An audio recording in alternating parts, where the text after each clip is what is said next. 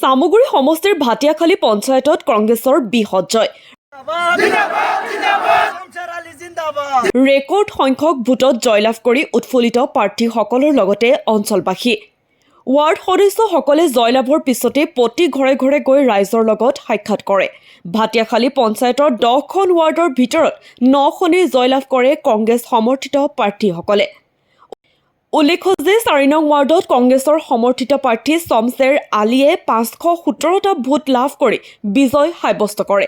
আনহাতে 5 নং ৱাৰ্ডত মাৰিয়া কৃপ্তিয়া বেগমে 604টা ভোট লাভ কৰি বিজয় সাব্যস্ত কৰে। বিজয়ী প্ৰাৰ্থীসকলক ফুলাম গামোচাৰে ফুলাম মালাৰে উষ্ম আদৰণি জনায়। শমছেৰ আলীয়ে কয় যে শিক্ষা, ৰাস্তা ঘাট আদিৰ লগতে ৰাইজৰ সৰ্বাংগীন উন্নয়নেই হৈছে তেওঁৰ মূল লক্ষ্য। দেশৰ পৰিস্থিতিৰ ওপৰত লক্ষ্য ৰাখি বিজয় উল্লাসৰ পৰা বিৰত থাকে বুলিও জানিবলৈ দিয়ে। মই প্ৰথমতে আপোনালোকৰ চেনেলৰ জৰিয়তে মোৰ যি 4 নং আৰু 5 নং ৱাৰ্ড, এই ৱাৰ্ডৰ প্ৰতিজন ভোটদাতা ৰাইজক মই মোৰ অন্তৰস্থলীৰ পৰা ধন্যবাদ আৰু কৃতজ্ঞতা জ্ঞাপন কৰিম।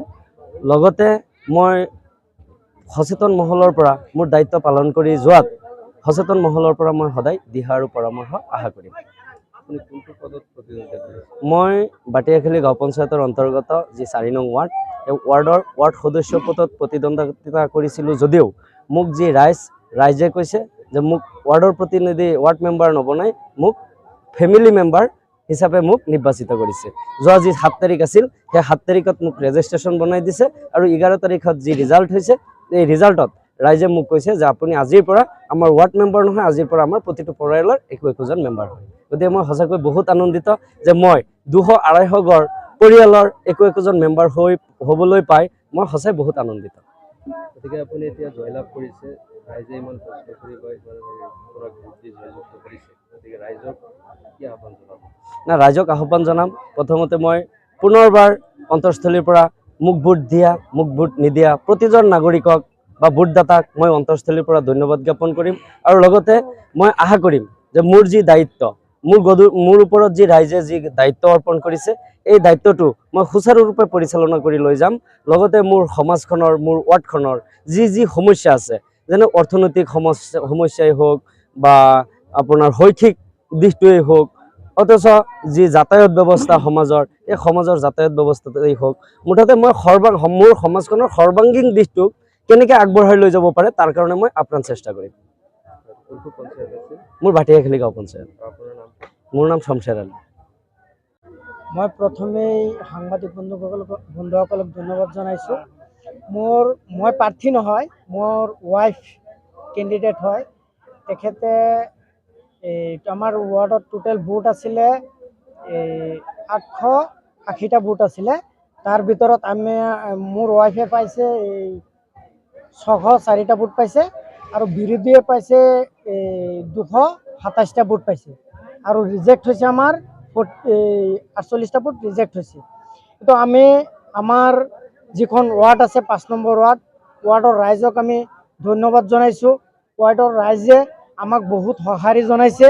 আমি সঁহাৰি জনোৱাত আমি ইমানখিনি ভোটত জয়ী হৈছোঁ। আমি বহুত আনন্দিত আৰু আমাৰ ৱাৰ্ডৰ যিসকল ভোটদাতা ৰাইজ আছিল তেখেতলৈ আমাৰ বহুত অশেষ ধন্যবাদ থাকিল। আৰু আমাৰ এটা প্ৰতিশ্ৰুতি আছিলে যে ৱাৰ্ডৰ পৰা আমি বিজেপি মুক্ত এখন ৱাৰ্ড গঢ়িব লাগে, বিজেপি মুক্ত এখন পঞ্চায়ত গঢ়িব লাগে। আমাৰ এই নিৰ্বাচনত যি আমি এখন ফলাফল দেখুৱাইছে ৰাইজে, আমি ধৰিব পাৰোঁ যে আমাৰ পঞ্চায়ত আৰু আমাৰ ৱাৰ্ড একদম বিজেপি মুক্ত হৈয়ে গৈছে। আমি একদম আমাৰ জিপিত 9টা ৱাৰ্ড আমাৰ দখলত আহিছে আৰু এটা ৱাৰ্ড আমি হয়তো পোৱা নাই, কিবা ক্ৰমত হৈ গ'ল। কিন্তু যিখিনি আমাৰ ভাটিয়াখালী ৰাইজে কৰিছে, আমাৰ নিশ্চয় আনন্দিত আমি আৰু ৰাইজৰ ওচৰত কৃতজ্ঞ হৈ আছোঁ। আমাৰ ভাটিয়াখালী জিপিত আৰু আমাৰ ৱাৰ্ডত আমাৰ ফাণ্ডত যিখিনি বস্তু আহে, এই ফাণ্ডখিনি আমি সত্যতাৰে চলাই যাম বুলি মোৰ আশা আৰু ৰাইজৰ বিশ্বাস, ইচ্ছা মই পূৰণ কৰিম। এইখিনি মোৰ প্ৰাৰ্থীগৰাকীৰ নাম কি আছে? প্ৰাৰ্থীগৰাকীৰ নাম মাৰিয়া কৃপ্তিয়া বেগম। কোনটো পঞ্চায়ত আছে? আমাৰ Bhatiakhali GP, ward number 5। News desk ডিটক্স এনি।